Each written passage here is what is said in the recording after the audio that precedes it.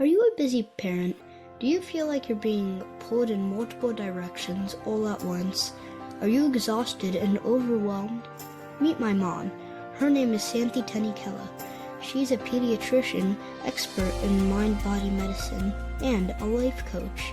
She can help you break free from guilt and overwhelm so that you can enjoy the life that you've worked so hard to create. She can also teach you how to support your family in a more holistic way.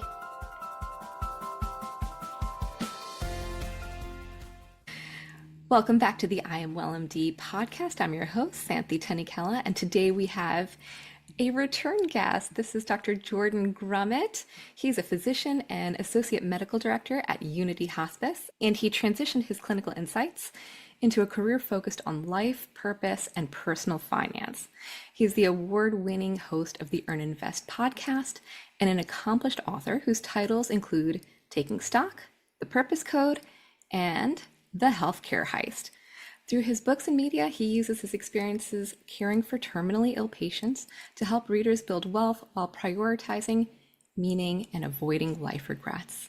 Jordan, welcome back to the podcast. Santi, thank you so much for having me. I'm excited for the conversation. Likewise. So I added a new book to that roster of books there. So tell us a little bit about this new project that you had been working on, The Healthcare Heist. So the Healthcare Heist is different from the other books I've written. I've talked ad nauseum about how I burned out in medicine. And I've always done it through the lens of meaning and purpose and trying to walk in my father's footsteps, which was 50, 60, 70% of why I left medicine. But there was always this piece that I didn't really talk about because I was talking more about finances and meaning and purpose. And that piece was the idea that our healthcare system was broken. And I was starting to feel like I was a combatant as opposed to someone who is in there with good intentions trying to fight the good fight. And so I found there was a divisiveness between doctors and patients. And the more I thought about it, the more I realized that there were these third parties that were putting their hands in the cookie jar, taking all the money out and pitting doctors against patients for their own good. And so I finally wanted to talk about this other piece, right? This other thing that made me want to leave medicine. And it's something I'd thought deeply about in all these years when I was considering transitioning out. My finances allowed me to transition out of medicine. But there was this piece of our system is broken and I don't know if I can function within it anymore. That's an interesting point that you bring up because I hear that all the time from other physicians. And there's this feeling of not being able to break out of the system. And no matter how hard they try or how much they try to stick to their own personal values, they feel like they're overtaken by systemic obligations. It sounds like you've gone through that too. Yeah, it's funny because in the rest of the world, we talk about burnout, but more and more in medicine, they use the term moral injury, right? Mm-hmm. Moral injury is this idea that as a physician, you come in with good intentions and you have this responsibility to the patients and you know what ethically and morally is right. And yet you're in a system which constrains you from doing that.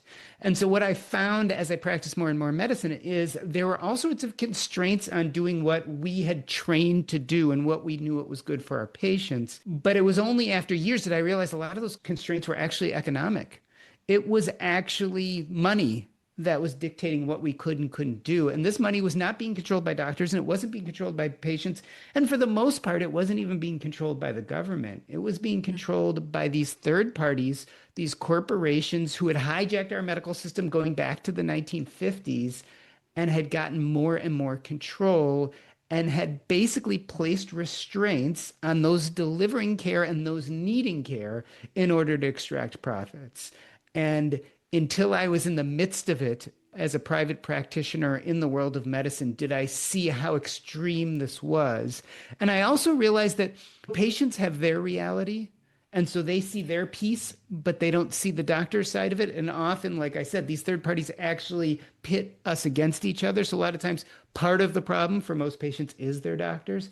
And by the way, when I'm saying doctors, I'm actually meaning all healthcare practitioners. I'm going to use doctors because it's easier, but I'm also talking about nurses and therapists and social workers and even chaplains and respiratory therapists, all the people who really give care in our medical system. But it's just easier to say doctors. So as I was saying, often patients feel that their doctors are working against them. And then we as doctors have this other reality that our patients never see, where we're being constrained by all these third parties And so it really hit me that doctors and patients were like not talking to each other. We're not interacting. We're not actually even sharing kind of the important intimacy you need to be allies or shared stakeholders in a big system that's not going right. And the more I looked into it, the more I realized these third parties actually are dividing and conquering on purpose, because the scariest thing to them is if all the stakeholders come together and try to force change. And the easiest way to make that not happen so they can keep their hand in the cookie jar is to keep them divided. It's interesting that you put it this way, because I remember early on in my practice, I had to order labs for one of my patients. I'm a pediatrician, so I take care of kids. So the parent said something to the effect of, well, you're going to be making money off of the labs. It hurt me in my heart. Yeah. I would never purposefully prick a child with a needle if I didn't feel like it was absolutely necessary. But also, how much am I actually profiting from this? I'm really not. Because at the time I was salaried, I will get paid whatever I was going to get paid by the end of the year anyways. No more, no less. I'm not gaining from doing labs. In fact, I will actually be doing more work to have these labs done, to wait for those results to come in, to call you and give you the results and give you next steps. That is more work. And how do you say that nicely without feeling frustrated? I mean, I figured out a way as I got more and more experience, but no, we don't necessarily profit from labs or x-rays or things like that. Most people don't realize there are three major trends and a bunch of minor trends which have pitted doctors against patients. And it's worth talking about them because I think it's really important for people to know. The major trends are basically medical malpractice is a big one, legislation is another one, and last but not least, managed care. And these three huge trends have really changed how doctors and patients interacted. So let's talk about each one of them if you don't mind. I think it's important. Yeah. Medical malpractice. So back in 1997, there was a study called To Err is Human. It was done by the Institute of Medicine, and it basically said that up to 97,000 patients a year died in hospitals because of medical errors. So basically, it was saying that one of the reasons people aren't doing well is because your doctor is sloppy. Now, when you look at the study, you actually realize how flawed it is. First and foremost, it was highly extrapolated. So they took a few hundred cases and extrapolated to hundreds of thousands and millions of cases. And so it was just over extrapolation. But the other part of it is the whiff test. If this were true, you'd be saying something like every other patient who dies in a hospital is because of an error. And we just know that's not true. And if you really want icing on the cake, we have a pretty intense medical malpractice system. But what most people don't know is how often doctors are found guilty of malpractice. So when you look at generally, for every malpractice case that is brought to bear, that is filed, what percentage of them do you think are dropped before they even reach trial? I won't make you answer that. I'll just say it's actually 2/3. So 67% of cases are dropped without a finding before they even reach trial. And once you reach trial, do you know what percentage of doctors are found guilty? Well, 8 in 10 cases fined for the doctor and not the plaintiff. And so if you think about 67% never even make it to trial, and then only 20% find a breach of the standard of care at trial, from the beginning of a malpractice suit, you are way less than 10% likely to win. And so if we really had all these people dying in hospitals because of errors, our malpractice system would be collecting on a much greater rate than it is. So that's number one. And if you go look on the internet and write in medical malpractice to Google, you'll get a bunch of lawyer sites. And the first thing they mention is To Err is Human. And so our medical malpractice system has convinced people that doctors are sloppy. All right, let's talk about managed care. Remember, managed care is an insurance company. This is corporate America, right? Basically, when they started to institute managed care, they did it to save money. HMOs back in the 1980s. And what did they institute? The gatekeeper model. The gatekeeper model. Primary care doctors were supposed to decide what was good for public health by deciding what you could and couldn't have covered. You want to go see a specialist? You got to see your primary care doctor who has to okay it. You want a test? Your primary care doctor has to okay that. Well, first and foremost, we weren't trained to be the gatekeepers of our healthcare system. We actually take the Hippocratic Oath and we have a standard of care oath. And basically, both of those basically say we're going to take the best care of each and every patient specifically, not of populations. No one signed us up to learn about population health or even deal with population economics. That's not really our bag. But starting in the 1980s, insurance, big corporations decided that doctors would then become responsible for that. And so all of a sudden, your doctor, especially your primary care doctor, was like miserly and stopping you from getting the tests you needed and the referrals you needed. So the gatekeeper model really damaged how patients felt about physicians. And even as that has changed over years, so we moved from kind of the typical HMO version to the ACO version.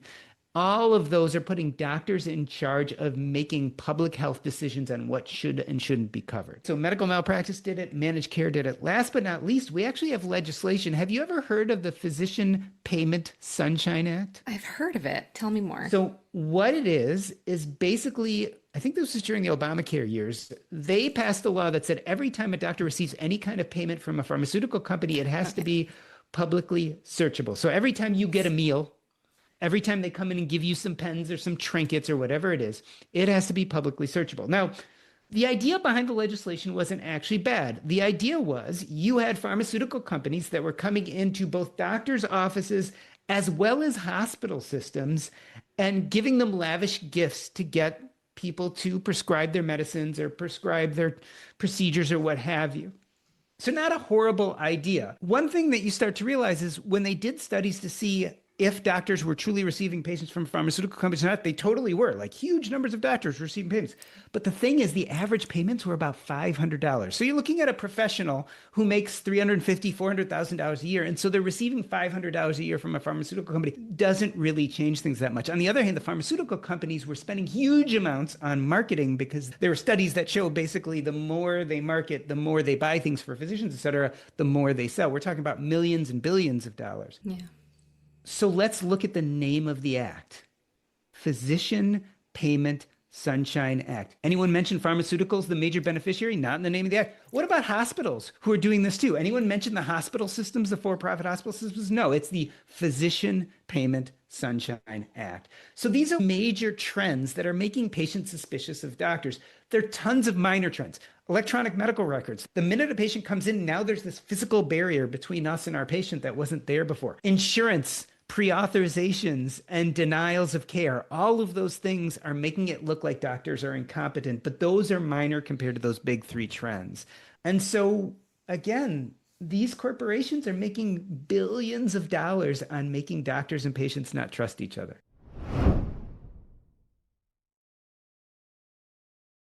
Life can feel like a constant balancing act. Work deadlines, family responsibilities, and everything in between. It's really easy to get stuck in go mode without ever stopping to ask, what do I really want? Imagine if you could set boundaries with confidence, say no without guilt, and start doing more of the things that light you up. That's what life coaching is all about, helping you get clear on what matters most and giving you the tools to make it happen. Your life is unique, your journey is unique, and your solutions should be too. If you're ready to stop surviving and start living with intention, let's talk. Visit me at iamwellmd.com and click on the link to contact me. Send me a little message and we'll get you started with an introductory call. I hope to see you soon. I see all of these in my practice as well. It's pervasive. And it was interesting. So before I went to medical school, I worked for a neurologist and I worked for a pediatrician as well. I was a teenager when I started working. And it was amazing to see these farm reps coming through with their pamphlets and flyers, and the information was great. But it was amazing to see how lavish the gifts would get. Now, because I wasn't heavily involved, I was like the innocent bystander, mini employee, if you will, I still profited from it. I still got to have lunch, right? And I'm going to say this lovingly. My dad worked for pharma. It is how we survived. His career paid the bills. But his passion was this: I want to make medications that can save people's lives. The passion is there. The intention is good. But the sales part, the salesiness of it, and it has to be, when we're practicing medicine as physicians and healthcare providers, we are practicing evidence-based medicine. We are heavily protocolized, which can be both good and bad. There's some guardrails around us that help us with decision making, but also we can't break out of the box when we feel like we need to break out of the box. There's something else here. I can't quite put my finger on it. I need to do a few more studies. And then people are then denying it. All these things get in the way of us being able to practice care in a way that truly serves the patient. And I think there's two things to point out. One is, I think there's a big difference between those who work for pharmaceutical companies who do the research and want to develop the drugs, et cetera. That's a whole different thing from sales and marketing. I'm not trying to throw people under the bus. And even the sales and marketing people, when they get into it, often don't know. They're just like, well, this is a great drug and I believe in it. And I've been told by this company it's a wonderful drug. Why wouldn't I sell it? That's point one. Point two, and I really hate to use this word, but it's very true. We in the medical profession are groomed from day one by the pharmaceutical profession. And so if you think about it, most medical students meet their first pharmaceutical reps when those pharmaceutical reps bring in food to a medical school event. As residents and in the hospital wants to do something nice for the students and the residents. So it has presentations and events that are sponsored by different pharmaceutical companies. Pharmaceutical companies happen to have really attractive reps who act like your friend and even invite you on social outings and things like that. And so the process is really a grooming process, and people don't understand how intense that grooming is throughout your medical education. And so when doctors are practicing, they have a private practice, it's very normal for them to have a pharmaceutical company come in. In fact, that is often one of the ways that we learn how to educate ourselves. And if you get good at it, you get good at having them provide you studies, and then you look at them and decide if you agree or you don't. There's no question it is having effect on prescriptions, but the benefit to the doctors is so much less than people think. Yes, there are a few doctors who quit their practices, work for big pharma, or give lots of talks and make millions of dollars. But your average doctor makes $500 or less per year from these gifts. It's really, really very minor. Yes, but the bias is there. So let's say they do give us $500 worth of gifts, whether it's food, drink, trips, etc. And I will say, and because I've been working in academic medicine for the past 10, I don't know, something like a decade now, I have not seen much of that. A lot of academic centers do not have stopped. Yes. So I can say, at least from my experience in the past decade, I've hardly seen a rep unless I'm going to a conference, in which case, if they happen to be there, then I see them. But it's this repetitive sort of exposure that creates these subconscious biases towards or against something. So if you're having a good experience of something, you are more likely to view X, Y, or Z product in a positive light, simply because remembering who you saw that presented this gives you good feelings. It gives you feelings of safety, security, and that is dangerous. You can't always trust a good feeling, unfortunately. And there's the other side too, and I'm a little bit older than you, so I practiced a little bit time before where the pharmaceutical reps were more in the academic institutions, et cetera. But the other thing was samples. So in private practice, a lot of times they brought us samples of medicines, and you'd have poor patients, and you'd be like, I can give you a month of this blood pressure pill. And you know, letting those pharmaceutical reps in to give you samples would give these people a month of medicine where otherwise they wouldn't get it. It's a intense psychological relationship in which grooming took place from an early age. But I think one thing you can glean from it is the payoffs for physicians are actually not that high, whereas the hope for a payoff for the patient and the payoff for the pharmaceutical companies are much, much higher. And so again, it's an asymmetric relationship in which a third party, which is a corporation, is using this relationship in order to leverage whatever power they can through the physician to make lots of money. And that's what's happening throughout healthcare. It's not just pharmaceutical reps. It's insurance companies. It's electronic medical record companies. It is private equity and venture capital. They're all doing it. And the doctors and the nurses and social workers aren't really profiting from it. But these corporations are posting huge profits year over year. Their CEOs are making hundreds of millions of dollars. And our healthcare system costs are going up extravagantly compared to the rest of the world, but we're getting no better care. Now, you mentioned something about the culpability myth in your book. Can you talk a little bit about this? Because I think this is a huge piece here. I think the idea, and we've kind of talked about this already, the idea that physicians are responsible for all the bad things that have happened in medicine is again just wrong. And I think it's been planted there on purpose. I think we have to be really aware of this idea that doctors are responsible for all that medically goes wrong in a hospital. They're responsible for how much you're paying for insurance premiums. They're responsible for the fact that you've got your pre-authorization and then denial of a medicine that they told you that you need. I think that's built into the system pervasively by these third parties, and it's harming everybody. I think, too, when I think about generations from the 1940s, 50s, and earlier, there was a version of healthcare that was very patriarchal, paternalistic, and people in general were groomed to think of physicians as gods. So there's some of that cultural trickle-down effect here at play too, that not only did previous generations think so highly of us, think that we were so capable and that we were so responsible and that we could really drive their health, that we are responsible for their health. And then you have all these invisible players at hand too, who are essentially continuing this story. And perhaps it's not as invisible anymore because the patients are getting those letters in the mail, the denials in the mail, and we're getting them simultaneously. So in some ways, it almost undermines our physician judgment. But when I've had conversations with my patients on the phone with regards to denials, for me, it's usually medications, less so imaging, but they're coming back to me and saying, and a lot of this is because my patients and their parents do trust me a great deal. They're like, I can't believe the insurance company would do this. So I'm seeing more and more in younger generations that they are identifying insurance companies or the denials or the approvals. They are seeing it now in real time and understanding what that means. The education is really powerful.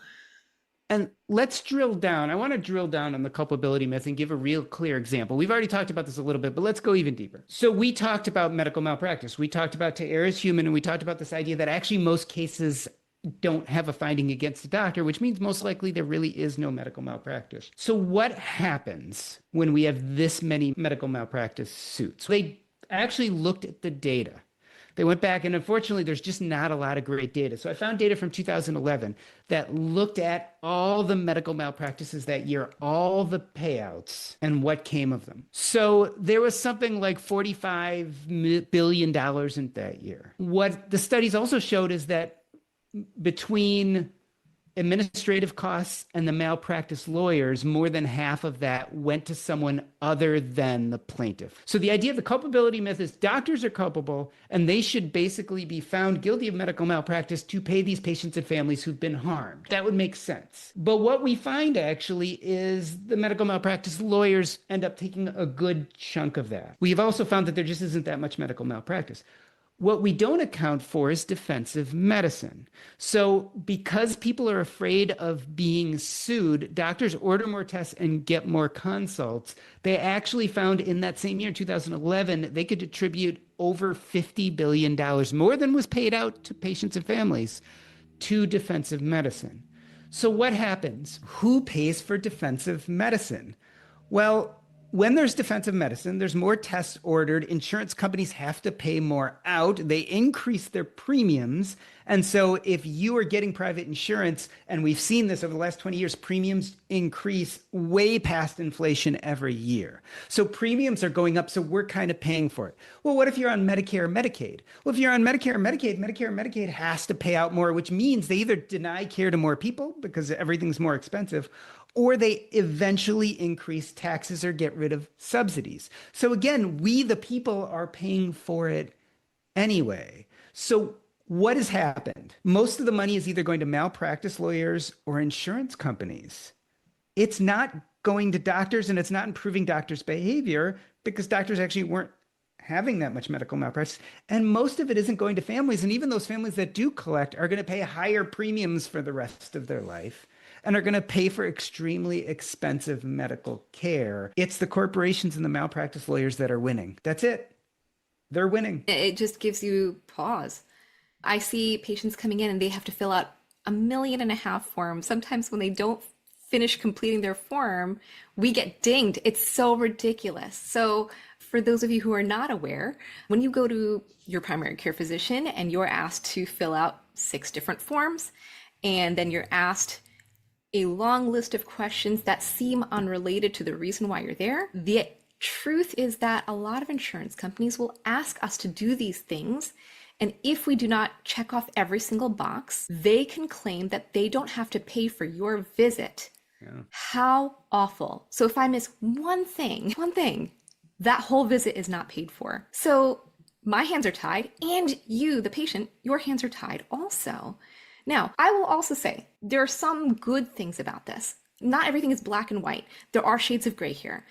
Do I agree with kids getting hearing and visions on a regular schedule? Yes, absolutely. I want to pick out the kids who need glasses so that they can see the board at school so that they can learn. Yes, absolutely a great thing to check. Do I find any fault with kids getting screened for anxiety and depression at their well visits? I cannot tell you the number of kids that I have picked up with anxiety or depression who needed treatment and didn't have anybody else to tell. These are the perks that I have experienced. And so the benefit in some ways is undeniable, but is it in excess? Sometimes it is. Sometimes we don't have to go through all these hoops. Listen, it's really simple. If you look at the US, the cost for healthcare per year per person falls somewhere around $13,000. If you look at the rest of the world, it falls somewhere around $7,000. If you look at healthcare premiums and Medicare surtaxes and all those kind of things we're paying, they're increasing every year. Because my wife retired, am using Cobra and I'm going to have to buy insurance over the market. My insurance costs about $3,000 a month, $36,000 a year. I am paying $36,000 a year for healthcare that should cost $7,000 a year, but costs extraordinary more in the US at $13,000 for the possibility or the premium for the insurance of not getting hit with a really huge bill. Where is all this extra money going? We're not providing any better healthcare than any other country, or not noticeably. Yes, things happen faster in the US. Yes, if you want super specialized care, the US still can be the place to go for certain things that your average person doesn't get anyway. But why am I paying $36,000 in premiums for $7,000 of healthcare? And that's not even including the Medicare taxes I pay on all my income and wages. We are paying exorbitantly, and the money is not going to healthcare. Where is it going? We know where it's going. It's going into the pharmaceutical companies, the insurance companies, and the medical malpractice lawyers, to private equity, venture capital, to electronic medical records companies. These are the people who are sitting at the top of the S&P 500. These are the people who have the greatest profit margins, who are doing better than most of American businesses. And we've bought into it, and we just agree. I don't know if it's necessarily agreement or that we are so downtrodden and exhausted by functioning in medicine, by working in the field of medicine. And angry at each other.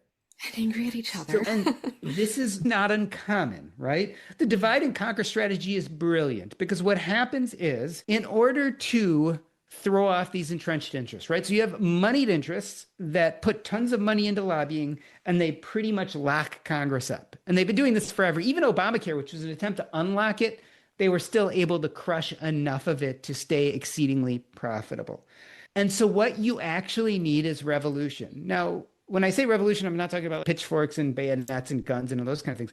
But what revolution really looks like in a country like the United States is the main stakeholders in a system come together as allies and become an unstoppable force for change. And we get this in US history. When you look back, this has happened many times in US history.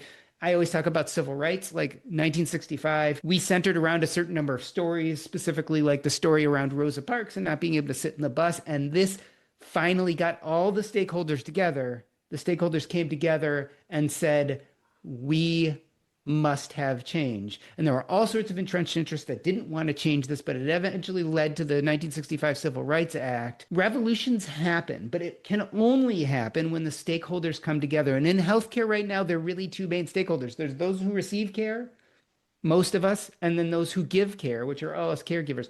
Those are the only stakeholders. Everyone else is somewhat extraneous.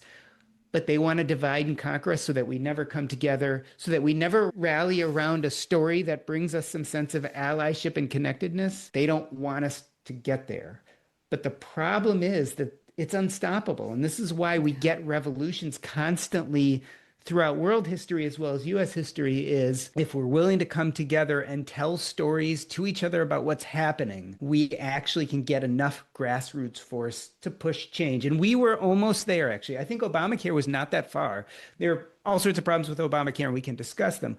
But the point being is the idea that it was even there on the table meant that forces were starting to coalesce. The third parties fought it off. And if you don't think, by the way, the third parties fought it off, there's this wonderful part of the book, and I forgot, there's a book called Deadly Spin, and it was an insurance insider who was talking about things the insurance industry was doing to maintain its control over our healthcare system. So during Obamacare, the insurance companies were freaked out because they were afraid that the government was going to force them to either give extremely cheap insurance or not allow them to charge the premiums they want, or the government was going to collectively bargain and basically cut costs. So insurance companies were very afraid of Obamacare. And so the lobbyists hired a marketing company. And guess what the marketing company came up with? Do you remember the term death panels? Oh my gosh. No, I don't actually. That sounds awful. So death panels was a term that was bandied around Washington because part of Obamacare was there was going to be better end of life consultation. Atul Gawande wrote a book about being mortal, and people really were in tune. His story, his book writing, his story, telling a story of what happens to older people in the United States, really coalesced people around this idea that we're paying too much and giving actually brutal end-of-life care, and we could be doing it much better. And so part of Obamacare was that there was going to be much better consultation, much better dealing with end-of-life care. So it wasn't so expensive so that people weren't dying in ICUs, they were dying in hospices with palliative care, et cetera. And so the insurance companies didn't like that because they saw that their profits were going to go down. And so they hired a marketing company that came up with the term death panels.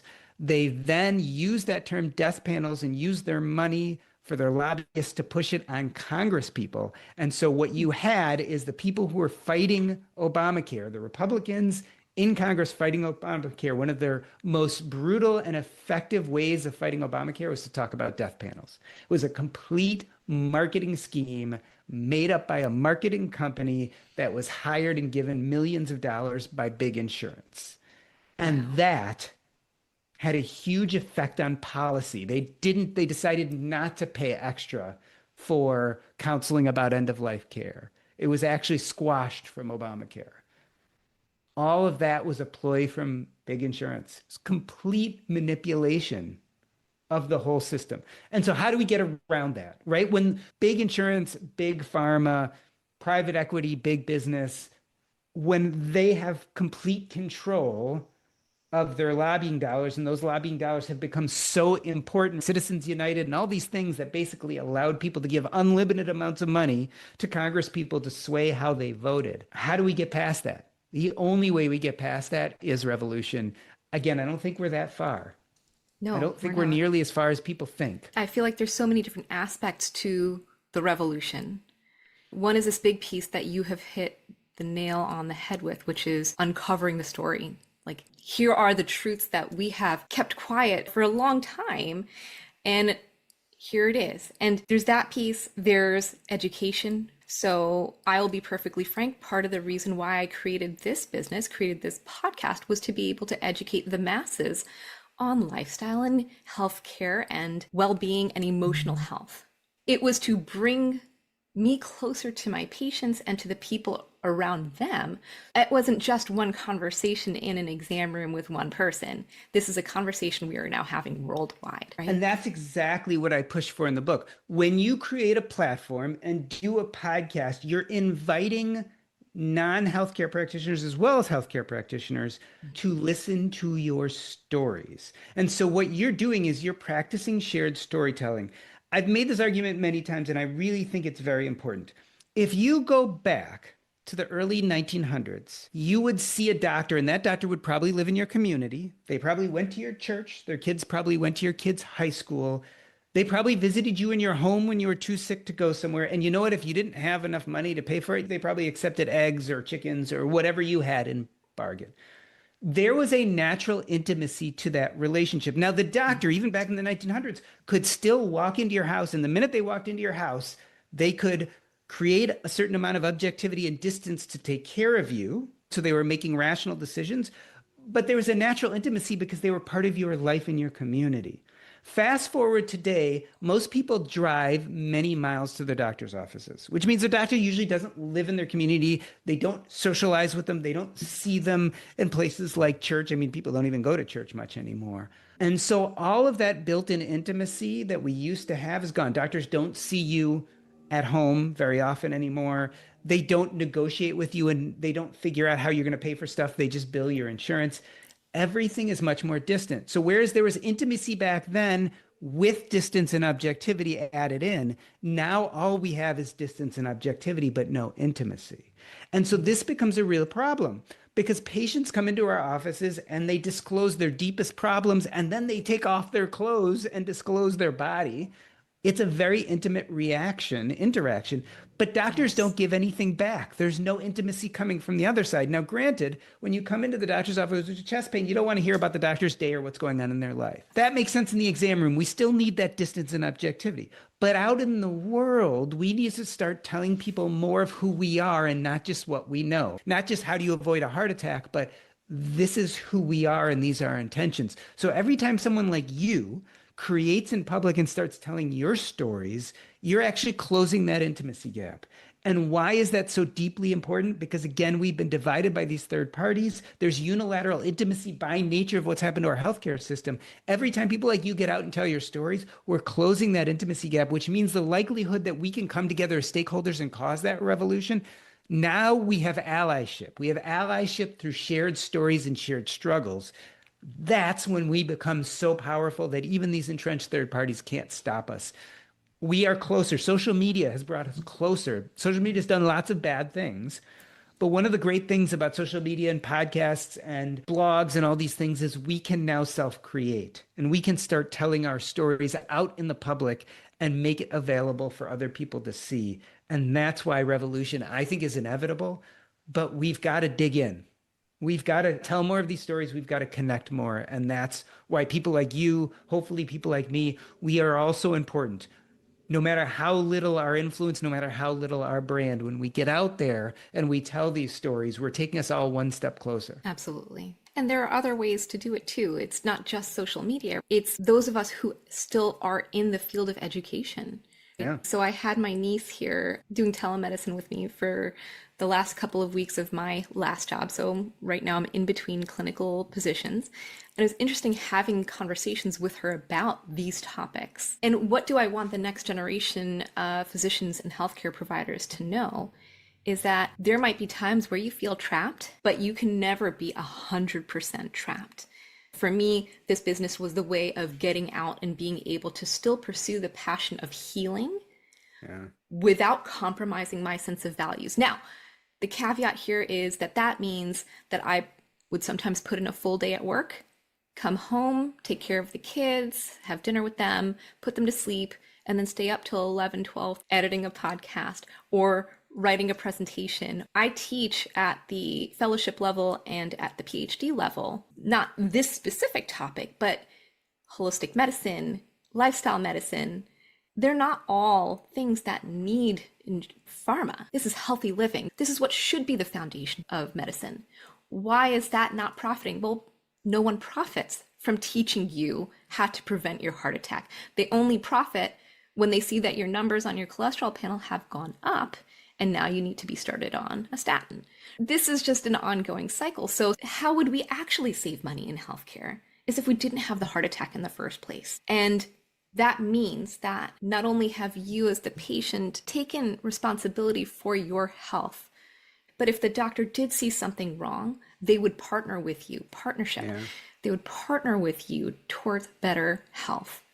So while there are good things about the intermediaries, there are also bad things about these intermediaries. And I think we all have to be very educated on the pros and cons of all of this and understand what role we want to have moving forward.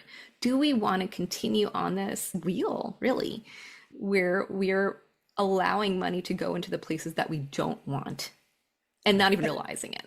And it's unsustainable. Whether we want it to continue or not, it's unsustainable. I mean, at some point, and this is why we're seeing cuts to Medicaid. We always, as a country, we do not do universal health care, but we have a universal safety net. And so what you're finally seeing is real cracks in that safety net. Up until many years ago, it wasn't ideal, but you could always get Medicaid. You could always get Medicare. And now we're seeing it's getting so explosively expensive, and U.S. wants to use that money for other things, that we're seeing real cracks in that safety net. And when people start dying needlessly from things that can be treated, and it becomes more and more the fact that people just can't get insurance, that's again when you get that push for the stakeholders to stand up, start telling their stories. And it always is a story. It's always a story about what some person or family went through that really coalesces everyone.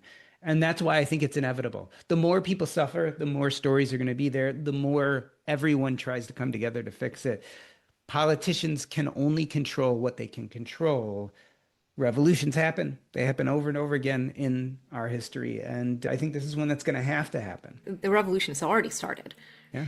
I feel like the excitement for me for this new form of medicine is great. I don't know what it's going to look like, but I can tell you what I do know, which is we're going to see a lot more community involvement.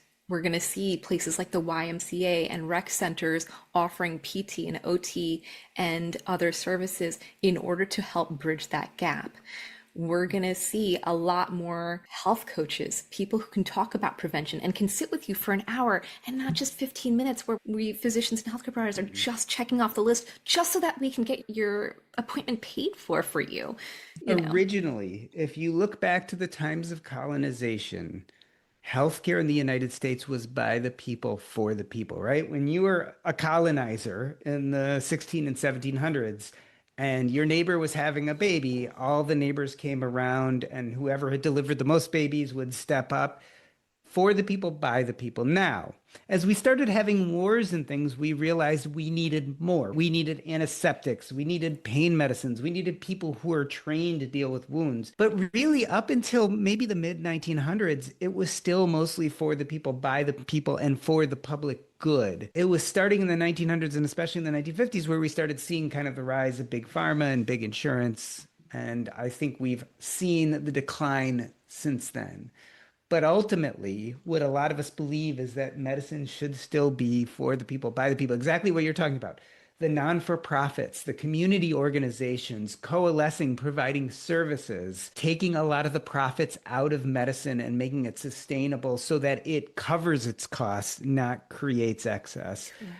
That's when we kind of get back to medicine for the people, by the people. Just because it's for the people, by the people doesn't mean it has to be archaic or old or even inexpensive. Just because it was that way during the colonization days doesn't necessarily mean that today in 2026, we can't have high-tech medicine that isn't about profits, but is about funding itself in such a way that the people ultimately benefit more than anyone else. And that's how it should be. That's how it should be. Jordan, this was an amazing conversation. Are there any other pearls that you want us to take home today? So one thing I always tell people about this conversation is when you listen to it, it feels very pie in the sky, like tell stories, big revolution. Yeah. There are some things that every single person can do to take money away from these third parties. So if you're listening to this and you're like, well, I don't have any stories to tell and I'm not going to start a revolution, how do I make a difference? Easy. There are about 3 or 4 simple things you can do to take money away from big insurance, big pharma, private equity, venture capital, et cetera. First and foremost, if you're going to your doctor and they're starting you on a blood pressure pill, for God's sake, ask for a generic. Every time we use a generic, especially for something like blood pressure, cholesterol, things that you don't need the newest and greatest for, every time we get a generic, we are cutting a rung right off of big pharma. If you are denied care by your insurance company, for God's sakes, appeal. Every time you appeal, you push them to clarify more and more, and appeals do overturn decisions. So appeal. If you're getting a new doctor or going to a new hospital or new procedure center, if at all possible, find ones that are physician-owned. Don't go to a private equity-owned primary care doctor if private practitioners still exist. Now, they used to exist quite a bit more. Back in 2018, 2019, we turned the corner where there were more group-owned practices as opposed to private practices, but they're still out there. And if you can afford it, consider concierge care or direct primary care, 2 other ways to take insurance out of the equation. Do these simple things, and you're immediately making a difference. Amazing. Jordan, how can we find you? If you want to know more about me, go to jordangrumet.com, JORDANGRUMET.com. There you can see all my books, Taking Stock, The Purpose Code, The Healthcare Heist, as well as all the places I create content, including the Earn and Invest podcast and the Purpose Code Substack, all in one place, jordangrumet.com. Awesome. And I highly recommend Jordan's books to everyone. They are amazing. With that, thank you so much for being on the show today, Jordan. This was really a pleasure. Thank you so much for having me.